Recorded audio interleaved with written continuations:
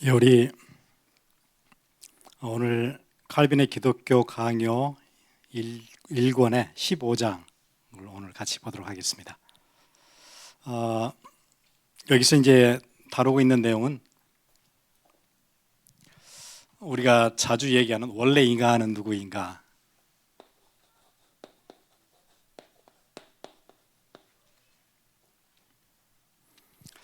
우리 기본 메시지 설명할 때 늘 설명하는 부분, 이제 원래 인간은 하나님과 함께 하도록 지어져 있고 하나님의 형상으로 지어져 있고, 그 부분 칼빈은 어떻게 설명하는지 오늘 같이 볼 거고요. 그리고 원래 인간 안에 있는 자유의지는 뭔가, 거기에 대해서 성경은 뭐라고 얘기하는가, 오늘 그 부분을 같이 보도록 하겠습니다. 일단 원래 인간은 흠 없이 창조되어졌어요. 아무런 흠이 없이 하나님이 창조해 주셨어요. 그러니까 하나님의 창조물이 흠집이 나거나 불량이거나 그러지 않았던 거예요. 원래 하나님이 우리를 만드실 때는 완벽한 존재로 만들어 주셨어요. 그래서 우리가 알아야 될 두 가지가 있는데, 하나는 원래 인간은 뭔가, 그리고 타락한 이후의 인간은 어떻게 변했는가, 그 두 개를 알고 있어야 돼요. 그래야 우리가 원래 인간을 동경하게 되고 가야 할 방향이 생겨요. 우리가 기계가 고장이 났다면 원래의 기계는 어떻게 작동해야 되는지를, 원래 제품이 나올 때 어떻게 나왔는지를 알아야 고장이 났을 때 그 방향으로 수리를 해 갈 거예요. 그래서 우리가 두 가지, 인간에 대한 지식, 인간을 안다고 할 때는 두 가지를 다 알고 있어야 돼요. 그래야 고칠 수가 있고 바른 방향으로 수리가 가능해요. 그런데 요즘 이제 현대에서 얘기하는 심리학의 가장 큰 맹점은 원래 인간을 모르는 거예요. 그게 굉장히 큰 단점이에요. 그러니까 어디로 가야 될지를 몰라요. 원래 인간을 모르니까. 자동차가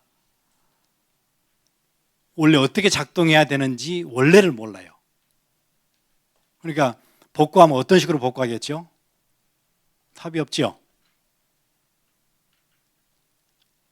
그래서 요즘 심리학이나 상담학 이런 게 결정적으로 문제가 있는 게 원래 인간에 대한 이해 부족이에요.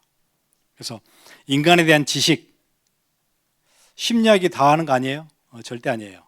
원래 인간을 알고 있어야 망가진 인간에 대한 분석과 함께 방향을 잡을 수가 있게 돼요. 그래서 우리가 죄로 타락하기 전에 우리 인간은 어떠했는지 그걸 알고 있어야 우리가 창조주를 탓하지 않아요. 이게 왜 중요하냐면, 하나님이 만드실 때 원래 조금 잘못 만드셨다, 불량품이 나왔다, 그렇게 되면 책임이 누구한테 있어요? 만드신 창조주께 있을 거예요. 그런데 하나님이 우리를 만드실 때는 불량품으로 만들지 않으셨어요. 완벽하게 만드셨고 하나님이 보시기에 좋았더라 그랬어요. 하나님 보실 때 좋았어요. 모든 창조 세계는 하나님 보실 때 다 좋았어요. 딱 한 가지만 보기에 좋지 않았다, 그 얘기가 나오는데, 사람이 독처하는 것이 좋지 않았다, 그렇게만 얘기하세요. 그 얘기는 무슨 얘기냐면 하나님의 설계 안에 함께 서로 소통하는 것까지가 들어있었다, 그 얘기예요. 왜냐하면 하나님의 존재 방식이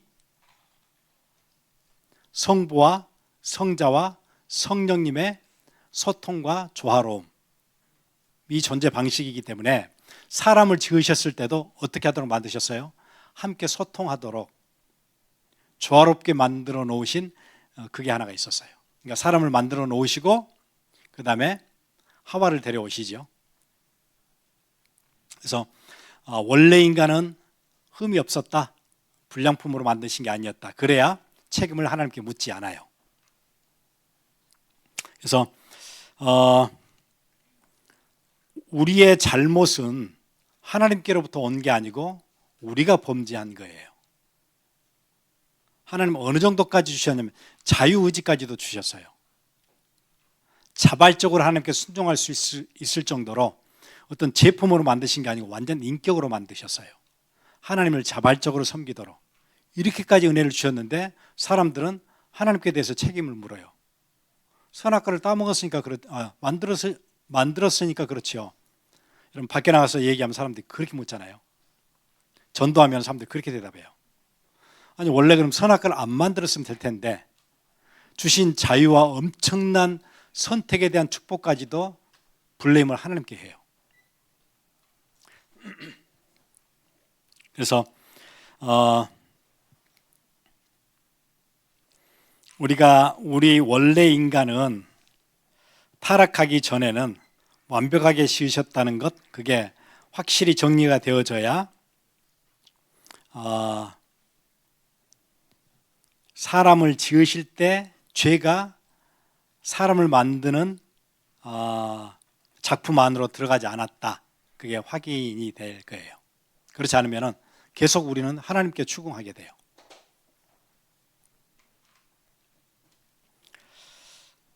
그래서 우리는 죄에 대한 책임을 하나님께 절대 돌릴 수가 없어요. 가장 특별한 축복을 받았는데 책임을 하나님께 돌리는 것은 정말 악한 일이에요. 동물들에게는 흙으로만 지으시고 생명을 불어넣어 주시지도 않았는데 특별한 혜택을 받은 우리 인간이 책임을 하나님께 돌린다는 것, 책임을 하나님께 묻는다는 것은 악한 발상이에요. 그래서 인간은 하나님의 형상으로 창조되어졌어요.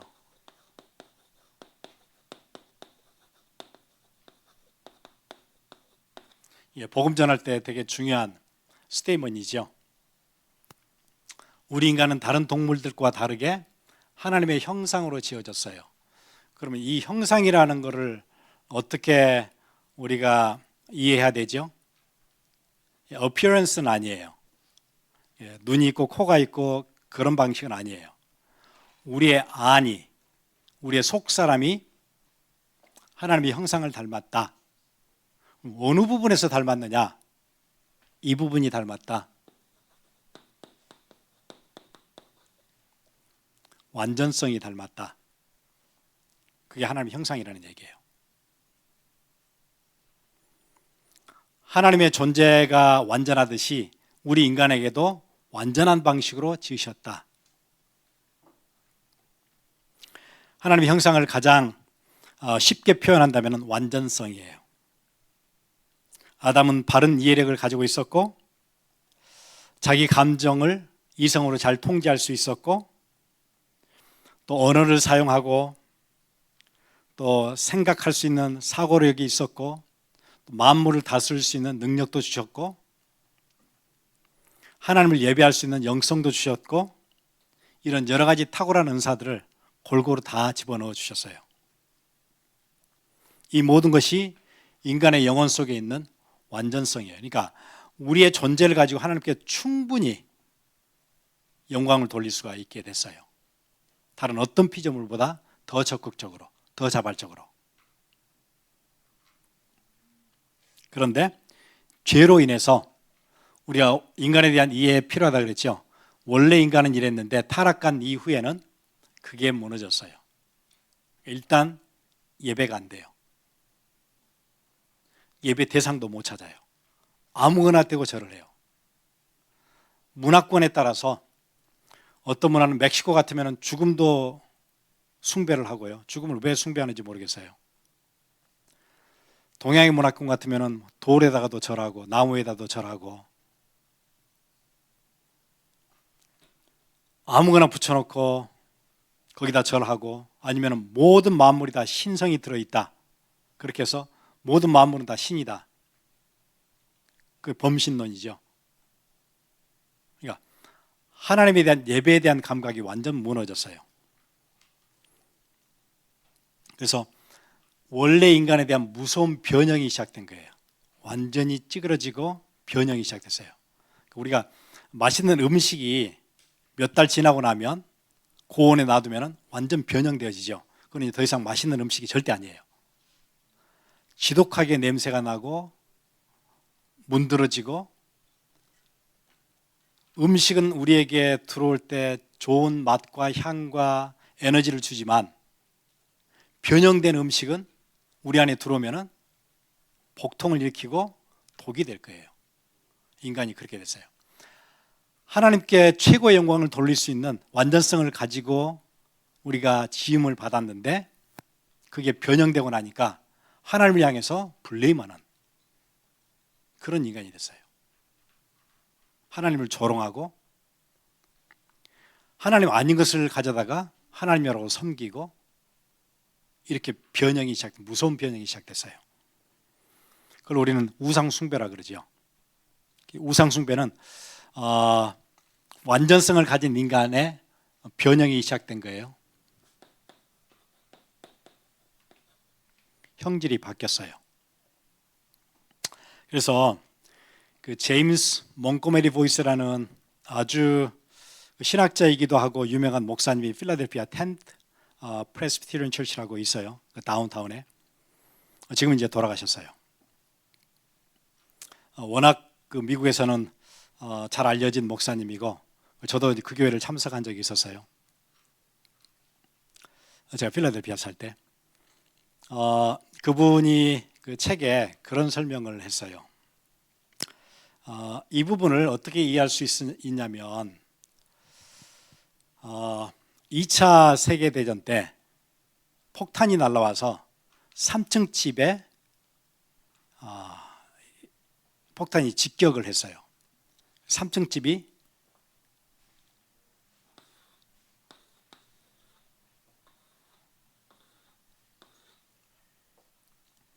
여기에 폭탄이 떨어진 거예요. 이 폭탄을 맞은 이 집은 3층은 완전히 바로 박살이 났어요.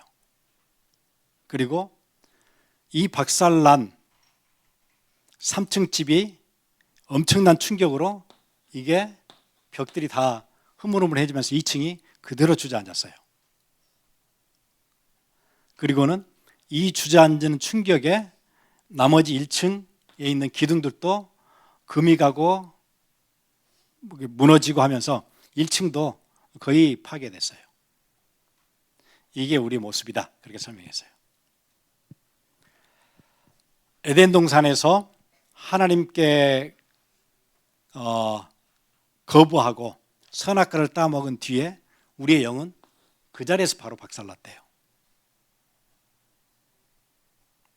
그리고는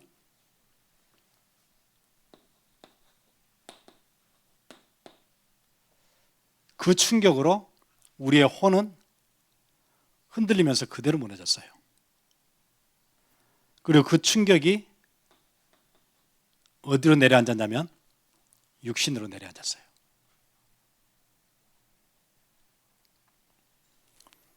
그래서 우리의 육신이 태어날 때부터 약점을 가지고 태어나요.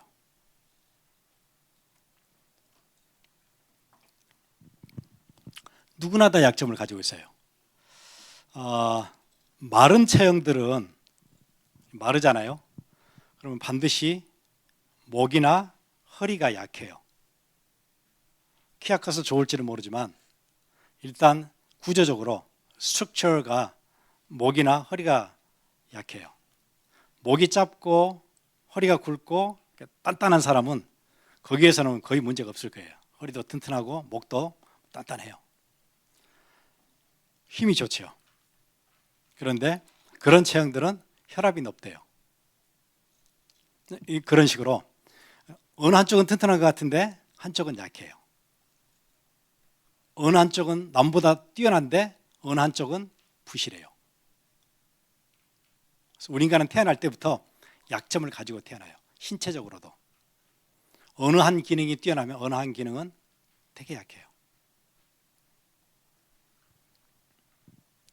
그래서 육신도 영과 혼이 주저앉으면서 육신의 기능들도 예, 굉장한 문제를 가지고 태어났고 이 땅에 살면서도 예, 많은 어려움들, 질병, 아픔, 고통을 피할 수가 없게 돼요. 계속 신음하면서 사는 거예요. 힘들게 사는 거예요. 그렇게 설명을 해줬는데 되게 이해가 쉽죠? 그래서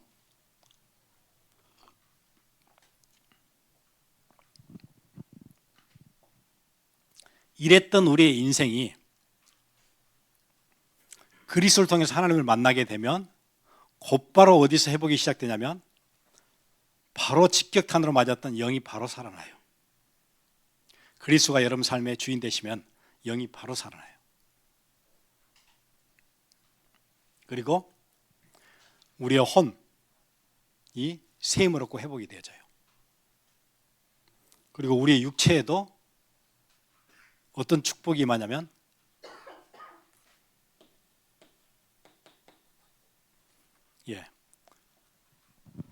이 차례대로 무너졌던 것처럼 여기서부터 회복이 되어지고 나중에는 우리에게 영생이 이 땅을 떠나는 날 다 끝나는 줄 알았는데 하나님의 자녀에게는 영원한 생명, 하늘나라에서의 소망 그걸 하나님께서 주세요. 그래서 우리가 그냥 전도 현장에서 원래 인간 하나님의 형상으로 지었고 이렇게 쭉 지나가서 그러는데 조금씩 살펴보면 하나님께서 완전한 인간으로 형상이라는 게 그런 의미고 완전성을 주셨고 여기에 심각한 변형이 타락 이후에 이루어졌고 그때부터 하나님께 예배하고 영광 돌려야 될 인간이 예배가 무너지고 영이 무너졌으니까 가장 먼저 직격탄을 맞은 거고 그때부터 아무거나 떼고 절을 하게 되고 돌에다도 절을 하고 나무에다도 절을 하고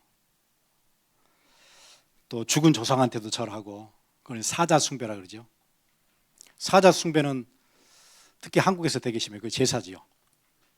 예, 이런 일들이 벌어져요.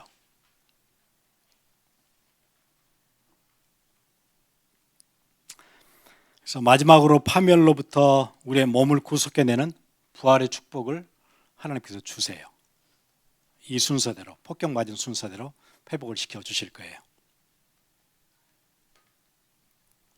그러면 영이라는 게 뭔가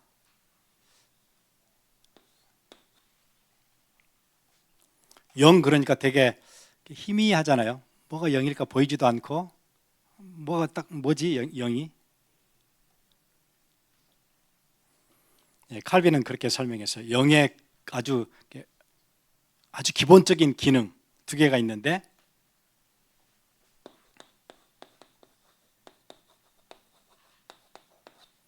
그렇게 설명했어요. 지성과 의지래요. 영이 그러면 근본적으로 무슨 일을 하느냐? 영의 기능이 뭐냐? 우리가 육은 알겠는데 영 그러니까 어떻게 생긴 거지? 뭐 하는 거지 여기서? 영이 본질이라는데 육신은 껍데기고 장막 같은 거라는데 이 세상을 떠나는 날 장막은 벗고 영은 하늘나라 간다는데 그럼 도대체 영이 뭐지? 영의 중요한 기능이 지성과 의지래요. 그럼 지성은 뭐고 의지는 뭐냐? 지성은 판단할 수 있는 거예요. 옳은 것과 그런 것을 판단할 수 있어요. 그게 지성이에요. 그러니까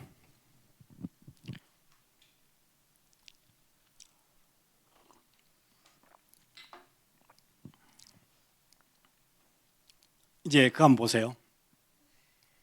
아담이 했던 일 중에 그런 일이 있었어요. 하나님이 피조세계 동물들을 다 아담 앞으로 데려오시죠. 그 앞을 지나가게 하실 때 아담이 그 동물들의 특성을 보고 사물을 인식하잖아요. 그게 지성이에요. 그게 아주 뚜렷했어요. 아담이 갖고 있는 지성이에요. 근데 지금은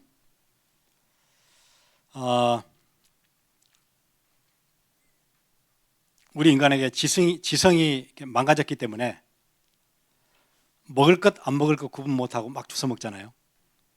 지성이 문제가 생겨서 그래요. 이게 내 몸에 해로운 건데 되게 달고 맛있어요. 그럼 막 먹잖아요. 지성이 워킹을 잘 안 해서 그래요. 아담은 그렇지 않았어요. 그걸 구분할 수 있었어요.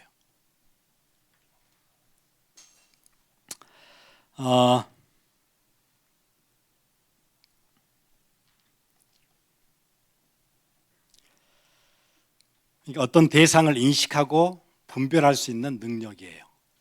대상을 보고 내가 인식해요.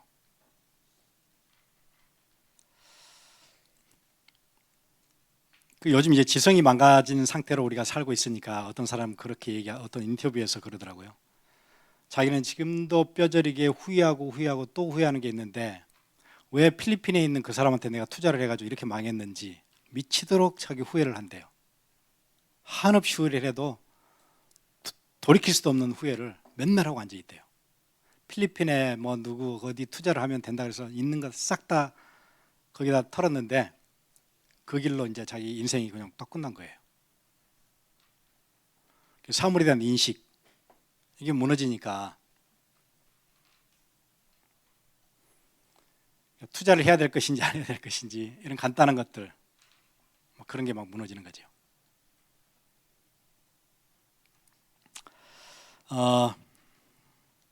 그럼 의지가 하는 것은 뭐예요? 지성은 분별하고 판단하는 걸 할 수 있다면 의지는요? 의지를 가지고 내가 선택하는 거예요. 이걸 선택할 것인가 이걸 선택할 것인가. 지성이 판단을 해놨잖아요. 분별을 해줬잖아요. 옳은 걸 내가 딱 선택하는 게 의지예요. 그런 일을 안 돼요.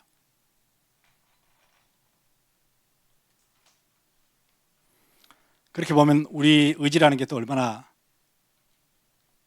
지성이 어렴풋하게 이게 맞을 거라고 생각했는데 의지가 되든가요?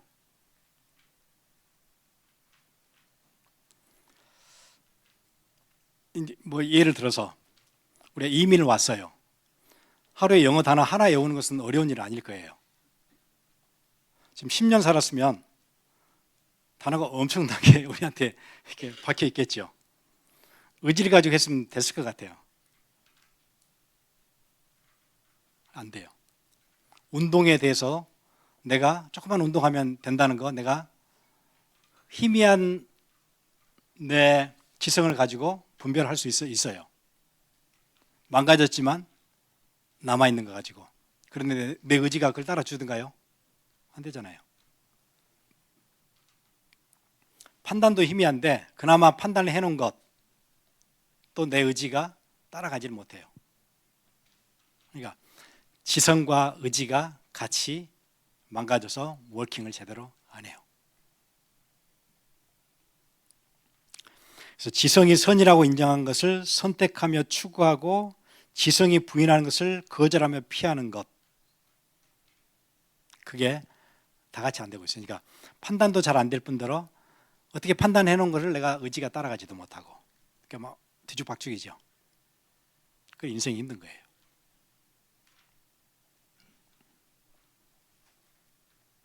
그러면 자유의지는 뭐냐?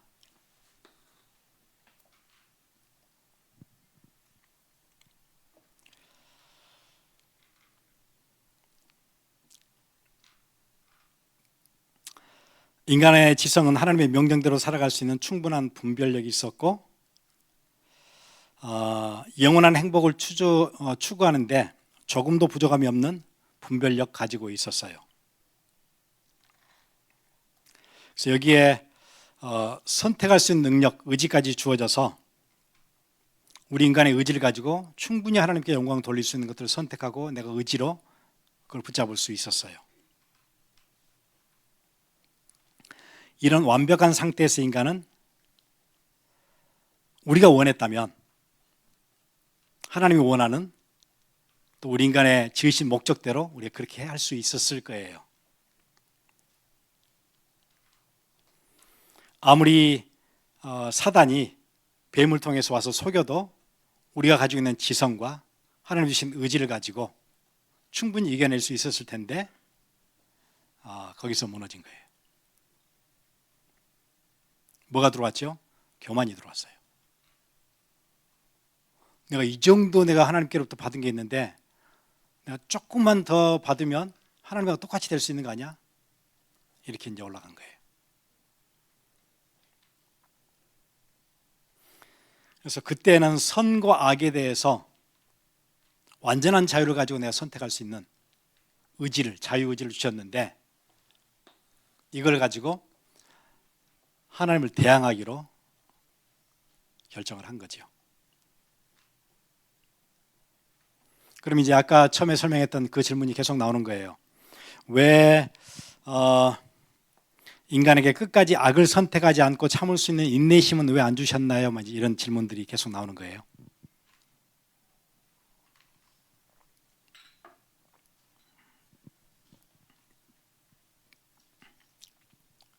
왜 하나님은 범죄하려고 하는 아담을 인내할 힘으로 붙잡아 주시지 않으셨나요?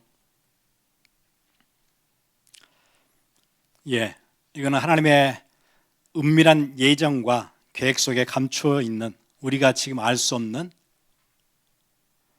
것들이에요. 그래서 우리 인간의 분수를 지켜서 더 이상 캐묻지 않고 성경은 그렇게 얘기하잖아요. 우리가 지금은 고린도후서 3장 18절 우리가 다 수건을 벗은 얼굴로 거울을 보는 것 같이 주의 영광을 보매 그와 같은 형상으로 변화하여 영광에서 영광에 이르니 곧 주의 영으로 말미암음이니라. 예, 언젠가 그때가 되면 우리가 얼굴과 얼굴을 마주대해 보는 것처럼 분명하게 알게 될 거예요. 근데 지금은 아니에요. 왜냐하면 지금은 우리의 상태가 선택과 판단, 지성과 의지 이게 다 망가져 있기 때문에 설명을 해줘도 늘 오해하고 늘 왜곡하고 우리 지성이 그렇게 받아들일 거예요.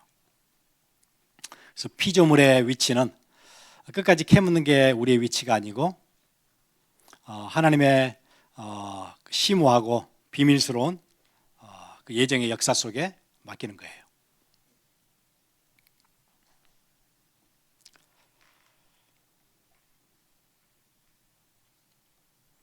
그런데 요즘 이제 트렌드가 현대인들은 이제 더 하나님께 추궁을 하기 시작하는데 그게 이제 결정론이라는 거예요.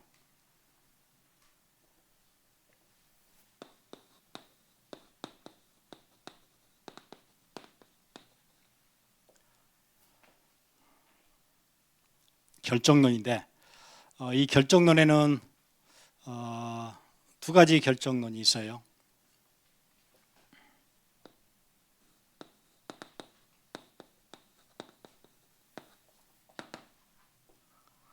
바이올로지컬 디터미니즘이 있고, 그러니까 어떤 신체적인 생물학적인 결정론.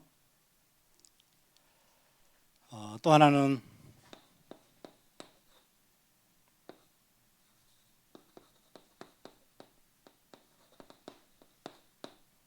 사이콜로지컬 디터미니즘이 있는데 이건 이제 심리학적인 결정론이라고 하는데요.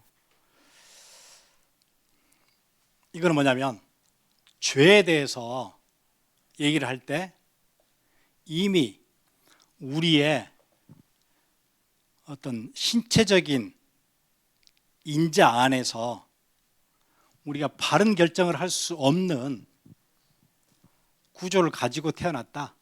그러니까 책임이 우리한테 없다. 그런 얘기예요. 특히 심리학 쪽에서는 이걸 계속해서 얘기해요. 우리 심리학 공부한 사람들, 전공한 사람들 있잖아요. 이 생물학적 결정론인데 예를 들어서 이제 그런 거예요. 내가 뭐 잘못을 했어요. 죄를 지었어요. 내가 한 게 아니다.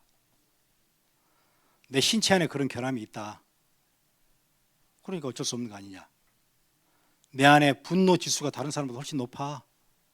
그러니까 갑자기 이렇게 충동적으로 그렇게 한 거야.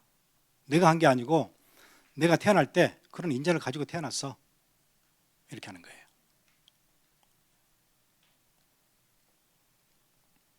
그러니까 그 생물학적 결정론은 인간의 행동을 유전자나 뇌나 호르몬이나 신경계나 화학작용 등으로 죄를 설명하는 거예요. 그쪽으로 빠져나가요.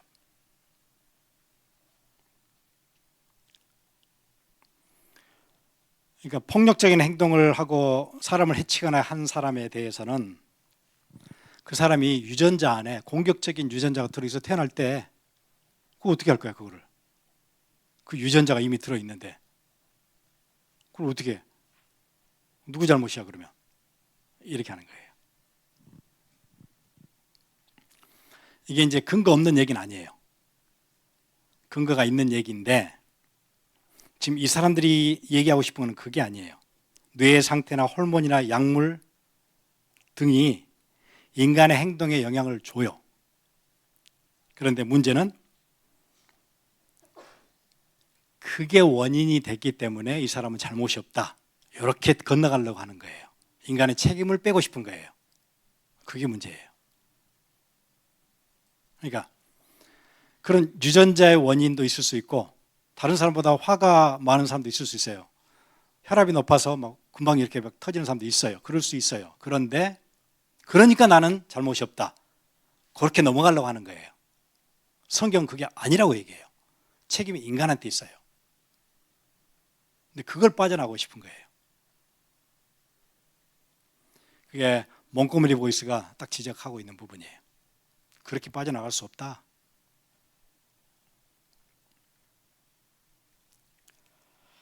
성경도 인간의 조건, 생물학적인 조건에 의해 영향받는다는 사실 부정하지 않는데 영향을 받는 것과 책임을 지는 것은 같은 게 아니에요. 영향을 받았다고 내가 나쁜 친구가 내 옆자리에 앉게 됐어요. 그리고 나 영향을 받아서 내가 같이 범죄하게 됐어요.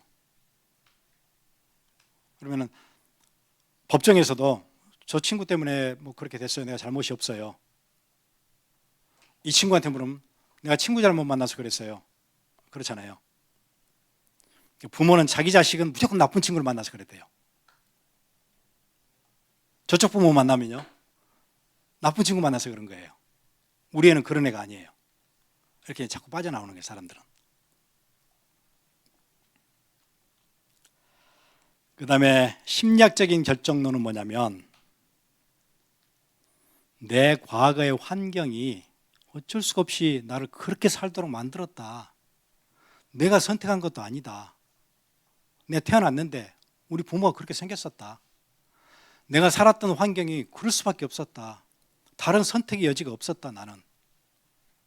내가 태어났더니 우리 삼촌 우리 집에 같이 살았는데 마약하는 사람이었고 우리 아버지 교도소에 가서 몇 년째 안 나오고 있고 우리 엄마 뭐 이렇게 됐고 친구들 우리 동네는 그런 사람밖에 없었다.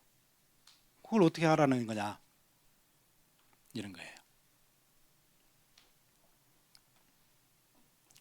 아니면은 그 사람은 어린 시절에 학대를 받았다.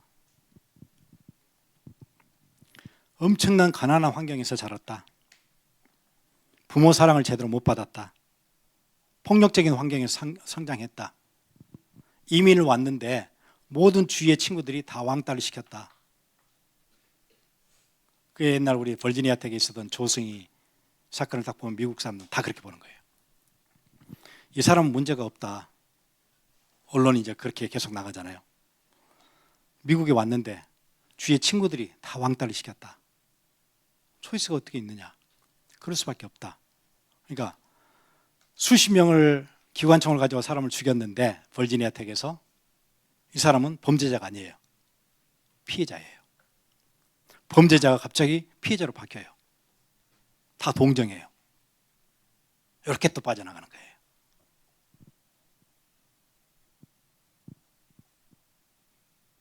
그러니까 우리 인간이 가지고 있는 지성과 의지가 망가져가지고 우리가 잘못했다고 해야 되는데 환경이 그렇게 됐다. 이렇게 또 빠져나가요.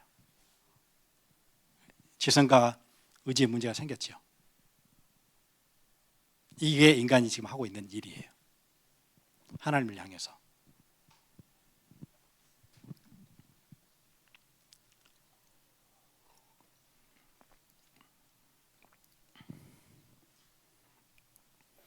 그래서 원인을 설명하면서 이렇게 쭉 가다가 책임이라는 이슈가 생길 때 이걸 회피하고 싶은 거예요. 여기를 빠져나가고 싶은 거예요. 원인 얘기를 막 이렇게 하면서 결국에는 하고 싶은 건 뭐냐면 이 얘기가 아니고 이걸 지기 싫은 거예요. 그게 현대 학문이에요. 그리고 현대인들의 지성이에요, 이게. 그러니까 그런 개념에서 사실은 범죄자는 없고 다 피해자만 있는 거예요. 그리고 범인이 아니고 환자예요.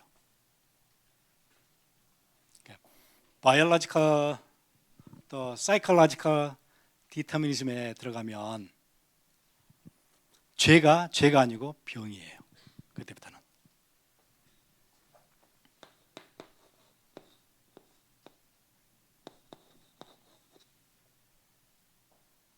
아픈 사람이에요. 그러니까 우리 사회는 누구도 죄인은 없어요, 이제. 성경에는 죄를 엄청 엄하게 다루시는데 죄 문제 때문에 그리스도가 오셨고, 그러니까 구속의 역사와 그리스도의 사역이 다 필요 없어요. 환자니까. 그러니까 하나님이 베푸신 역사 안에서 구원론과 구속론은 무용지물이에요. 환경이 그런 거고 바이올로지컬 문제가 생긴 거예요. 누가 책임을 져요? 창조주나 책임을 져야지 누가 지겠어요? 이렇게 만드는 거예요. 교묘하지 않나요? 그래서 그 사이콜로지 공부하시는 분들 학교에서 막 이렇게 설명하면 이렇게 배경을 알고 있어야 돼요. 왜냐하면 그 사람들은 원래 인간을 모르니까 자꾸 그렇게 하는 거거든요. 그럴 수밖에 없죠. 원래 인간을 모르니까 학문은 그렇게 갈 수밖에 없어요.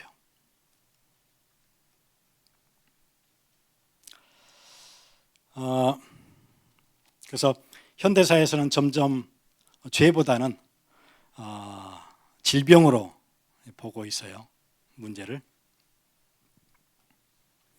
그래서 전에 같으면은 그 사람이 누구를 죽였다 그러면은 그는 악한 일을 한 거고 그에 대한 책임을 져야 돼요. 온 사회가 그 사람을 책임을 져야 된다. 그렇게 보는 건데 이제 요즘 현대에서는 그 사람에게는 공격성을 유발하는 유전인자 또 심리적인 압박 그런 상황들이 있었다. 그런 성장 환경에 문제가 있었고 뇌 기능에도 문제가 있었다. 그 사람이 컴퓨터 게임을 엄청 많이 했었다. 자료를 보니 컴퓨터를 보니까 거기만 폭력적인 게임을 엄청 많이 했더라. 뉴스에서 그렇게 다루지 않던가요? 그렇게 하죠. 뉴스에서 다 그렇게 얘기하죠.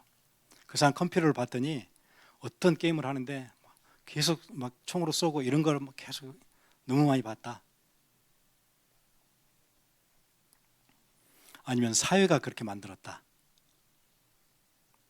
그렇게 요즘 사람들은 설명을 하는 거예요. 그래서 가해자가 갑자기 피해자로 바뀌어요. 환경의 피해자. 근데 성경은 인간의 책임을 강력하게 얘기해요. 여러 가지 영향을 받고 있다는 것 얘기하면서도 도덕적인 책임은 분명하게 지적을 해요. 왜냐하면 하나님께서 인간을 단순히 환경의 산물로 취급하지 않으시기 때문에 그래요. 로마서 2장 6절에는 각 사람에게 그 행한 대로 보응하시되 행한 대로 보응하신대요.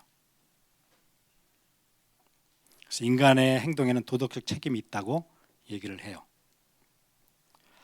야고보서 1장 14절 15절에는 죄의 과정을 설명하면서 인간의 욕심 오직 각 사람이 시험을 받는 것은 자기 욕심에 끌려 미혹됨이니 필리핀에 그 사람이 잘못한 게 아니에요. 욕심에 끌려서 미혹된 거예요. 뱀이 속여가지고 선악과를 따먹은 게 아니에요. 욕심에 끌린 거예요. 그러니까 평생 앉아가지고 필리핀 사람 욕하면 안 돼요. 자기가 결정을 그렇게 한 거예요. 뭐 때문에 결정했을까요? 10만 불 거기다 주면 80만 불이 3달 뒤에 돌아온다고 얘기를 했으니까 욕심에 끌린 거예요.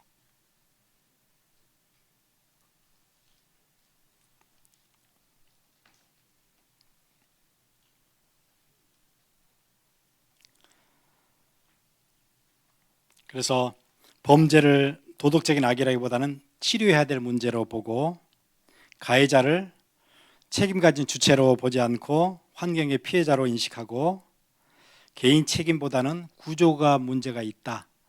그리고 사회적인 문제가 있다. 그렇게 보는 거예요.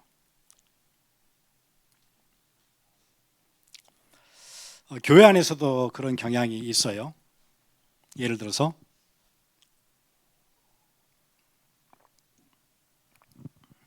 사회적으로 잘못을 했어요. 문제가 생겼어요. 내가 그런 게 아니고 사단에게 속았다. 나는 사단에게 속아서 그래. 어쩔 수 없었다. 자기는 잘못이 없어요. 누가 잘못해요? 사단이 잘못한 거예요.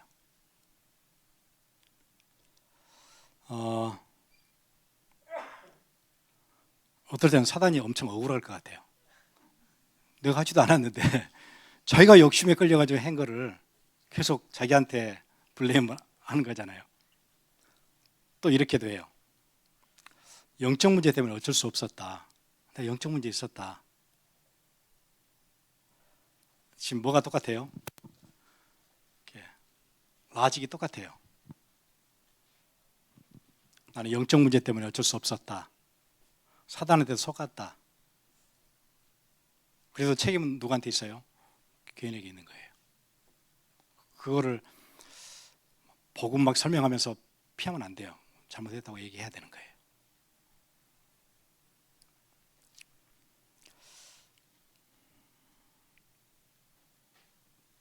성경적인 관점은 우리 인간은 하나님 앞에서 책임 있는 단독자로 서는 거다. 영향은 받을 수 있지만 뱀이 와서 속일 수도 있고 친구가 그렇게 할 수도 있고 필리핀에 누구 아는 지인이 그렇게 할 수도 있지만 나는 마지막 결정에 있어서 책임 있는 단독자다.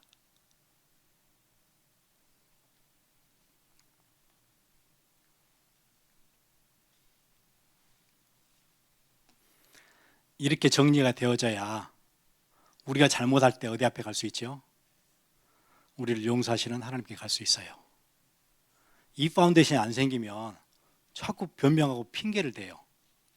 아담이 하잖아요.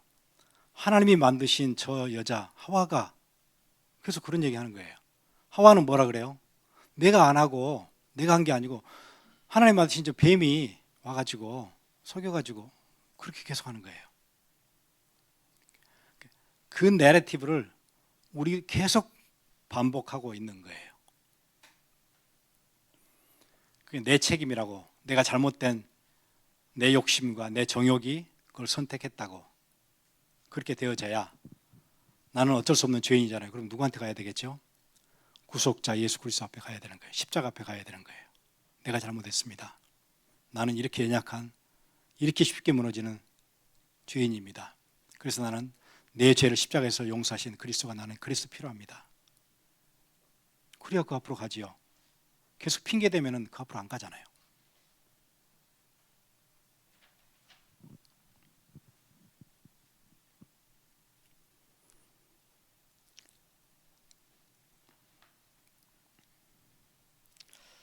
그래서 우리 함께 같이 기도했으면 좋겠습니다.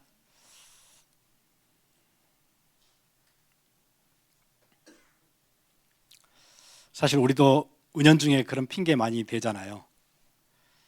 저 사람이 하도 화를 막 돋궈가지고 내가 어쩔 수 없이 그렇게 했다, 막 이런 거 있잖아요. 우리 애들 보면은 무조건 그래요, 무조건. 저 애가 이렇게 해가지고 뭐 그래서 저 친구가 뭘 뺏어가서 다 핑계잖아요. 그럼 부모가 볼 때 어떻게 하죠? 뻔히 보이잖아요. 하나님이 우리 보실 때 뻔히 다 아시는데 우리 자꾸 핑계를 대요. 그러지 않고 그냥 내가 그 앞에 엎드리고 나는 죄인입니다. 나는 구세주가 필요합니다. 그렇게 가야 돼요. 함께 같이 기도하겠습니다.